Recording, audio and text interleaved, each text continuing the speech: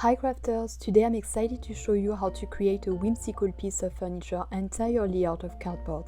This is a heavy-duty project, the very first cardboard furniture piece on this channel, and it's going to require some time and patience to bring to life, roughly around 10 hours of crafting. As I always say, time is your best ally when it comes to building something sturdy and long-lasting.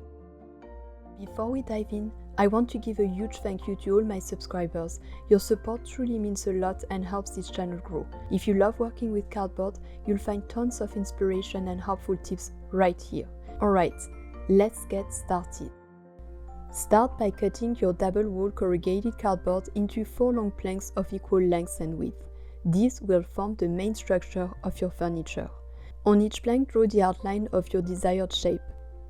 In my example, I went for a whimsical design featuring a rounded top for the character's head, some pointy corners for the shoulders, soft curved lines for the body, and a wavy base at the bottom.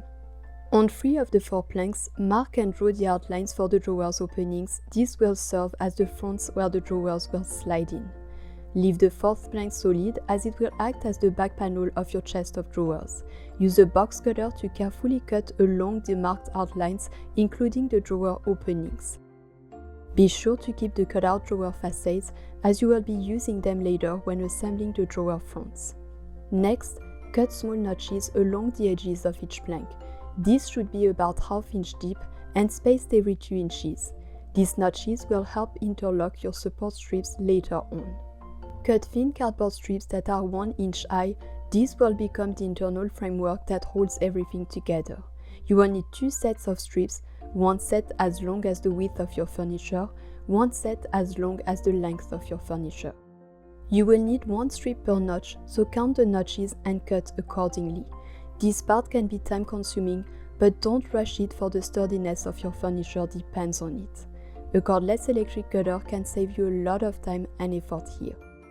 Now it's time to prep your support strips to interlock. Take the shorter length strips, the width of your furniture, divide their length by 4 and cut 4 evenly spaced notches into each one. Take the longer length strips and at each interval, which is determined by the spacing of the notches on the shorter strips, cut a matching notch.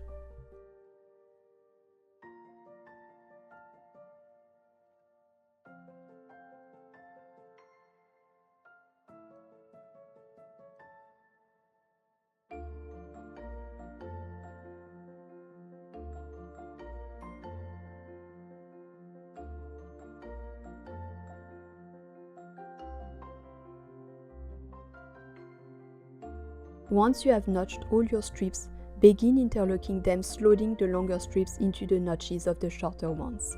This crisscross pattern will form a sturdy grid-like skeleton inside your furniture, which will give it strength and stability.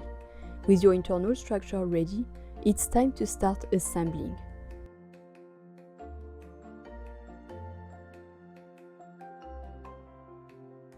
Take the front-facing panel with your design and drawer outlines and a solid back panel. Position the interlocked strips between them. Carefully glue the edges of each strip where they meet the inside of the front and back panels. Use a hot glue gun for strong, quick-setting bonds.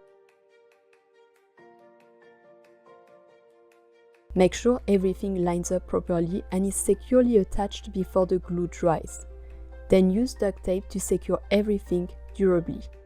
Now that the front and back panels of your furniture are complete, it's time to work on the sides and fully enclose the structure. Start by measuring the height and width of your furniture. Then find a large enough piece of cardboard to cut at least 3 or 4 long strips that will wrap around the sides. Since the piece has a unique wavy silhouette, you will need to make the cardboard more flexible by gently rolling the strips. This helps loosen the cardboard fibers and allows it to bend more easily. This flexibility is one of the reasons cardboard is such a favorite among crafters for unconventional designs. Use craft tape or duct tape to securely join the strips together and attach them to the sides of the structure. Make sure all edges are sealed well. Your furniture should feel enclosed and sturdy. At this stage, the only open areas should be the spaces where the drawers will eventually slide in. You will need to seal the inner frame of these openings as well. Measure the height and width of the top, bottom, and side edges of each drawer compartment.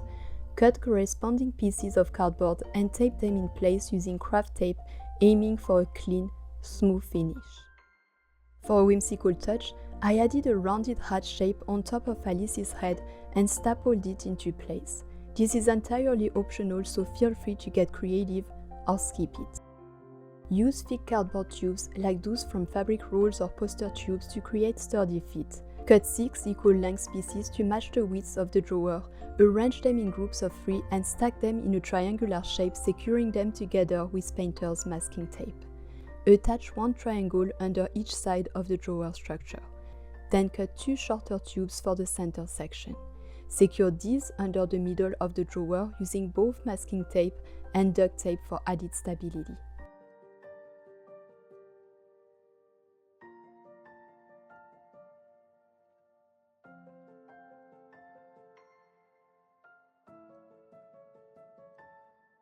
Cover the entire structure, including the feet, with craft paper to unify the surface and prepare it for painting. Use a glue spreader to smooth the paper as you go, making sure it adheres cleanly to every curve and corner.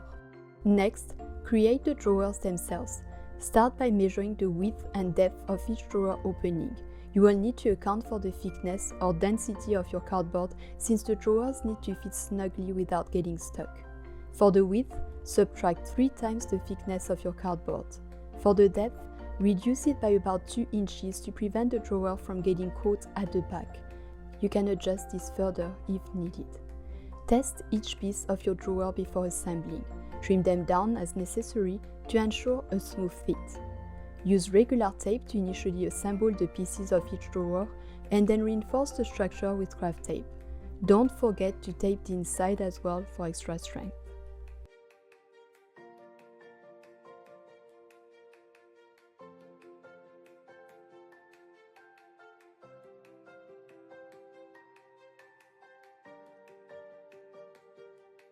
Use a hot glue gun to affix the cutout drawer facades to the front of each drawer.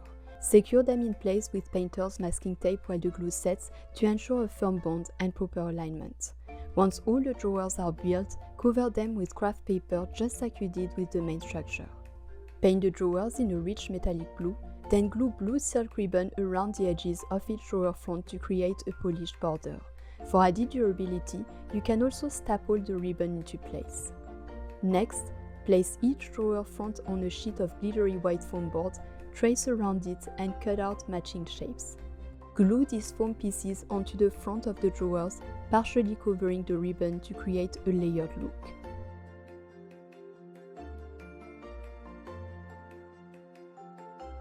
Now let the creativity begin. Here is where you can truly make the piece your own. I drew inspiration from Alice in Wonderland, but feel free to explore any theme you love. If you are going with an Alice in Wonderland design, sketch Alice's face on one side of the top rounded section using a graphite pencil. On the opposite side, draw the evil queen. Once you are happy with your sketches, paint Alice's face with a soft skin tone and her hair in yellow. Use blue for her eyes and light pink for her lips. For the evil queen, use a slightly deeper skin tone and black hair. Paint Alice's dress in satin blue and white using the shape of the drawers to mimic the form of her body. On the queen's side, use red, black and copper for her costume. Paint the sides of the furniture with satin white and add a black hat on top decorated with a checkerboard pattern on the side representing Alice's world. Add more whimsical flair by sketching and coloring characters or scenes from the story using markers and watercolor pencils. Glue them onto both the drawer fronts and the sides of the furniture. One side of the chest can depict Alice falling down the rabbit hole, while the other side can feature the wonderful creatures she meets along the way. Add satin blue ribbon along the edges of Alice's side and black and red ribbon on the queen's side for a clean, polished look.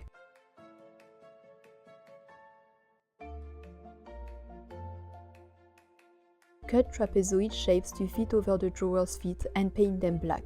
These simulate Alice's shoes and should be placed on the side where Alice is visible.